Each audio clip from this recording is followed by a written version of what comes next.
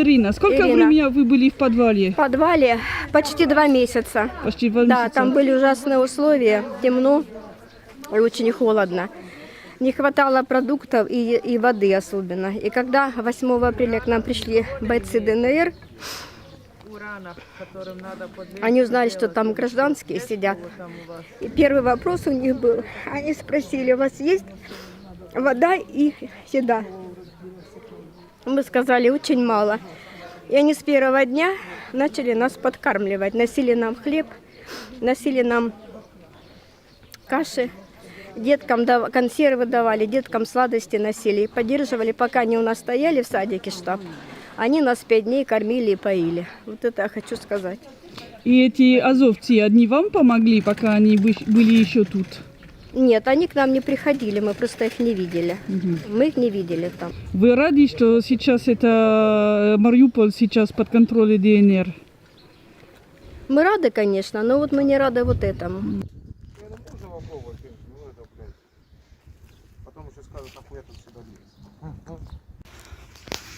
Alors voilà le genre de petites joyeusetés que les soldats ukrainiens ont inscrit sur les murs du centre commercial où ils étaient.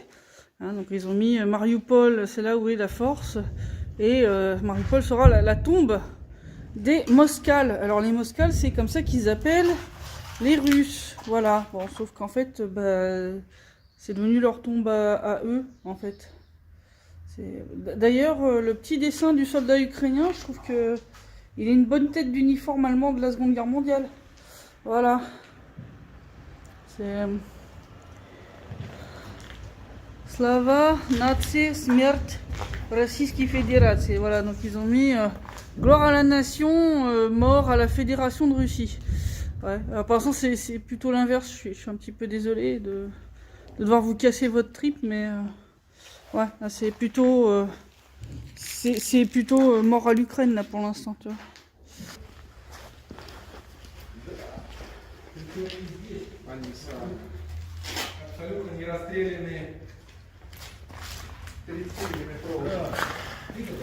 Dans un ancien centre commercial, la périphérie de Mariupol.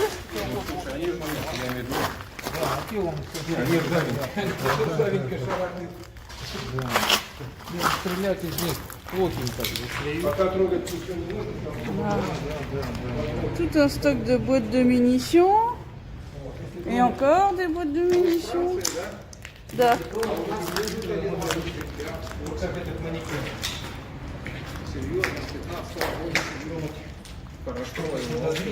Да? Ага. О, вот, прямо здесь под ногами. Это тоже 30 миллиметров. Ну да. Ну прямо совсем под ногами лежит. Который можно наступить.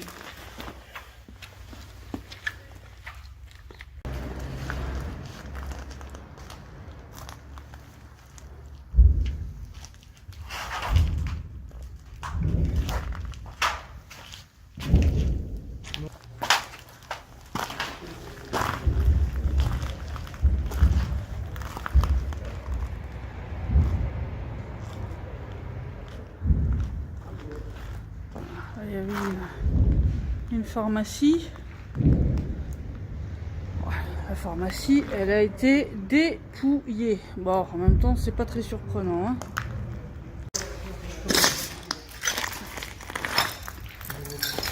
Encore des caisses qui contenaient des munitions.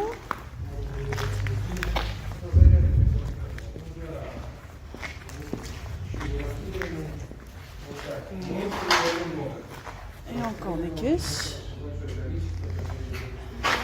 Oh. Un reste d'uniforme. Un reste d'uniforme.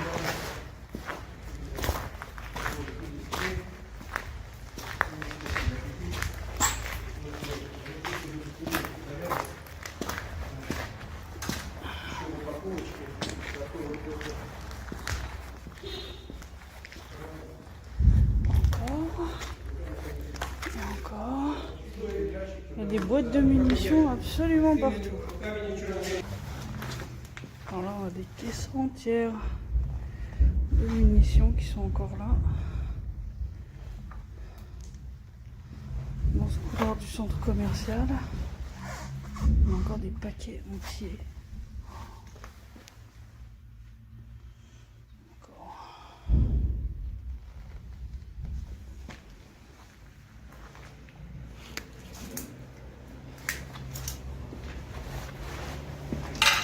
Encore certainement des choses. Ils en ont laissé partout. Pour les grenades de RPG.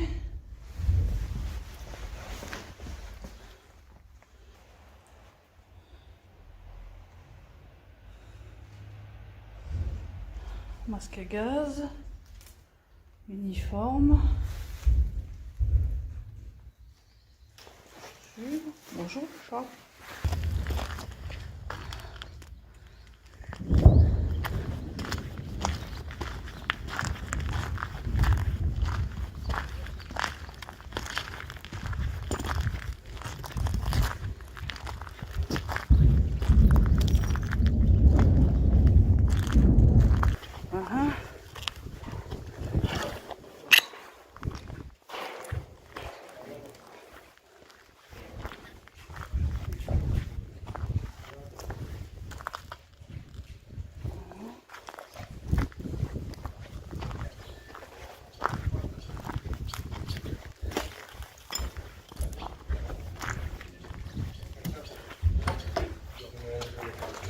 Воодушевлены, что у них такие машины мощные.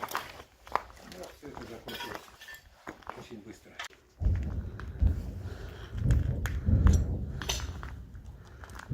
Место, где была полиция, где... Nous sommes le 2 mai 2022 à Mariupol.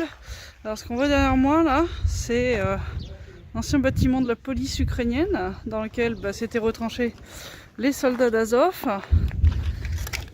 On a retrouvé plein de munitions un peu partout dans le centre commercial juste à côté.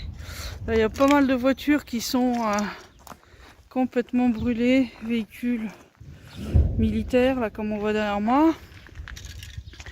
Il y a aussi une école à côté de là où on se trouvait avec les civils, où ils s'étaient retranchés. Bon, il n'y a plus grand chose de militaires là-bas, il reste une mine anti-char et quelques comment ça s'appelle, quelques recharges de RPG, donc rien de super intéressant, mais ouais, tous les endroits où ils sont installés, ces endroits sont complètement détruits par les tirs de réponse de l'armée russe. Comme on l'entend, les tirs se poursuivent sur Azovstal, surtout que maintenant il y a de moins en moins de civils dans les sous-sols de l'usine. Donc pour les soldats ukrainiens, c'est terminé de les utiliser comme bouclier humain. Donc ça va bientôt prendre fin tout ça. Ça va bientôt prendre fin. On l'espère en tout cas, parce que pour les civils c'est très difficile. Il y a des zones là comme les civils qu'on a aidés aujourd'hui qui ont reçu encore très peu d'aide. Toute l'aide qu'ils ont reçue, ils l'ont reçue des soldats de la RPD, des soldats russes. Donc il y a encore énormément de besoins en termes d'aide humanitaire, donc on va essayer de les aider encore parce qu'il y a vraiment, même en ayant acheté beaucoup de médicaments, il n'y avait pas assez. Ils ont besoin de vêtements, ils ont besoin de nourriture, ils ont besoin de tout quoi. Donc il y a encore beaucoup de travail pour l'administration pour venir en aide à ces gens-là. Voilà, c'est ça la situation à Mariupol aujourd'hui. Christelle.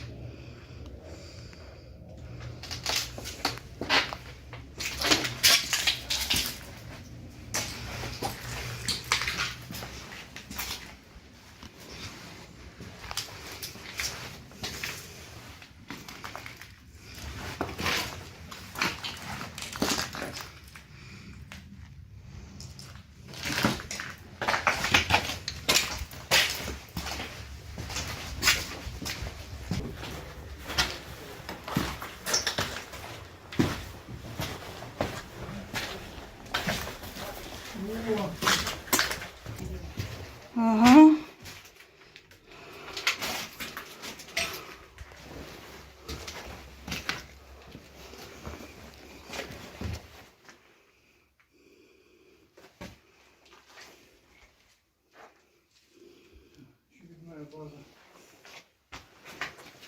Красных военных. Это что? Это флажочки у нас видно, что это украинские части здесь были. Аккуратно. Ага. Грудь. Так, это боеприпасов, вот видите, сколько. О, много. Можно завоевать Гондурас, как кажется.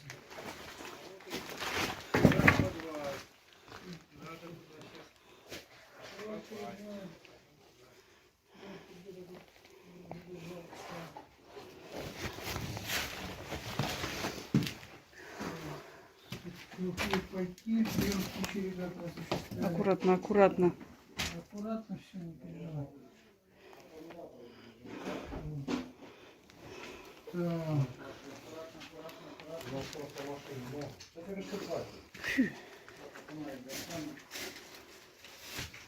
Что это такое? Угу.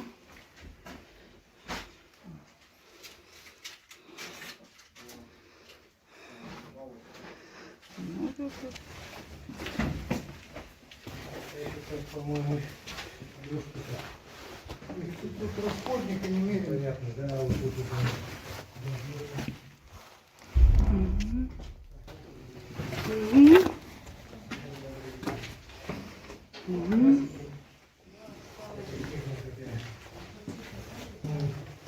ну, патрон тут вообще, я так понимаю, каких-то нет.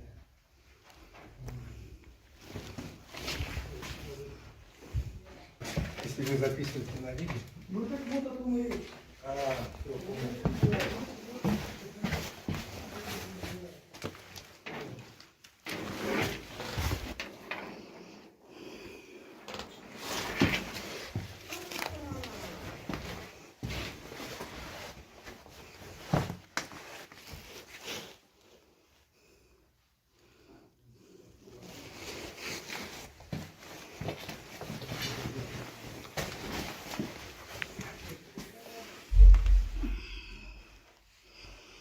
On voit vraiment qu'ils vivaient dans le sous-sol du sanatorium.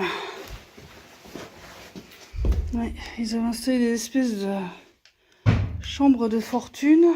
Là, on peut le voir au loin, Azovstal est encore en train de brûler à cause des tirs qui se poursuivent.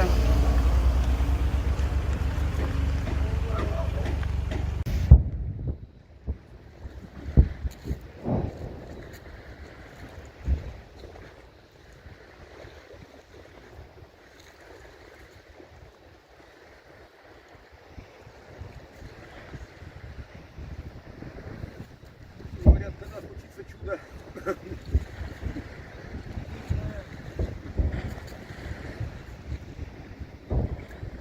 Вчера 45 человек. Ce que vous voyez derrière moi là, c'est Azovstal. Azovstal qui est en train de brûler. Azovstal qui est lourdement bombardé, comme on peut l'entendre, par l'armée russe. Il ferait mieux de se rendre. Il ferait définitivement mieux de se rendre parce que là ils ont vraiment aucune chance.